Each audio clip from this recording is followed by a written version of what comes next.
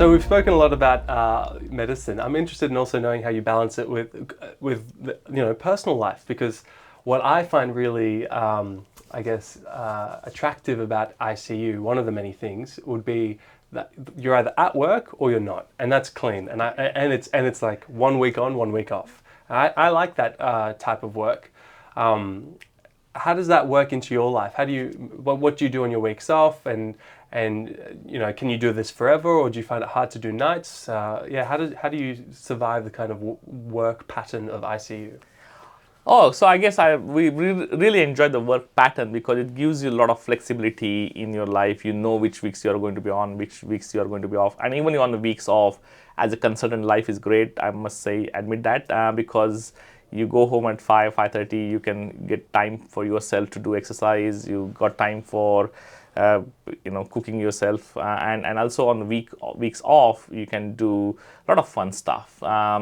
So ICU is pretty good work-life balance, I must say. And at the end of the day, I think the work-life balance is very individual thing.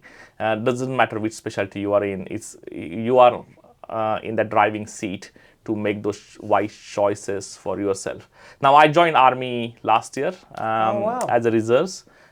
In the role of intensive care specialist, and again I've been thoroughly enjoying that role. And I must say, who are watching and listening to this podcast, I strongly encourage, during your career in the medicine, definitely think about joining the defense as a reserves.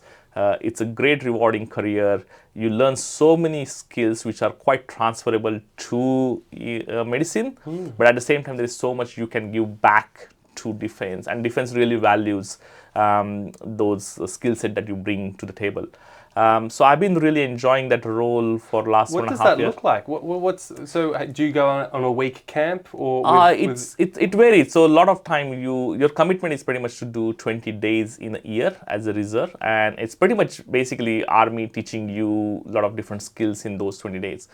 So you attend some of the courses that helps you to upskill yourself from the Army point of view.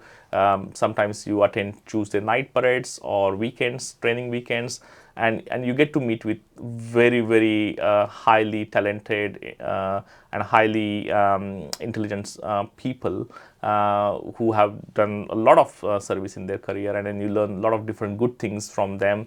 And I must say it has been a quite rewarding experience for last 1.5 years. So that's sometimes what I do on my weeks off or weekends when I'm free. But also I'm now trying to learn flute. Wow. Yeah, so that is my new passion. And also, obviously, the cricket is one of the major passions. It really sounds like you've got so many hobbies, which is just so good to hear. And I know also you're podcasting a lot. And do you reckon flute can come into the intro of your podcast, or is that not the same? No, right I think that's probably the dream to play flute as the intro and outro. One day, probably will take probably 4 or 5 years. But the podcasting has been a quite rewarding journey for last 3.5 years, and that has really gave me my kind of control outside my workplace, where you can create something, you can develop something, and really the feedback which I received and overall the downloads numbers, and it has been quite rewarding. So it has been quite amazing experience, and I can't just stop doing it now. And congratulations on doing over 50 episodes for Medspresso. Yeah, no, thanks. That's a huge, yeah. And so Medspresso has been quite unique success, and thanks to a couple of medical students, Andrew and Harim, who started it, and then now Ashley joined it.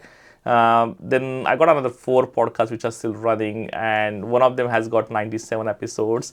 One of the other one is ICU Primary Prepcast, where actually it's all started, which is mainly for the primary exam preparation for ICU anesthesia kind of thing. Yeah. And that has now more than 50 episodes as well, and that has probably the highest downloads in the entire all critical care podcast. Do you know?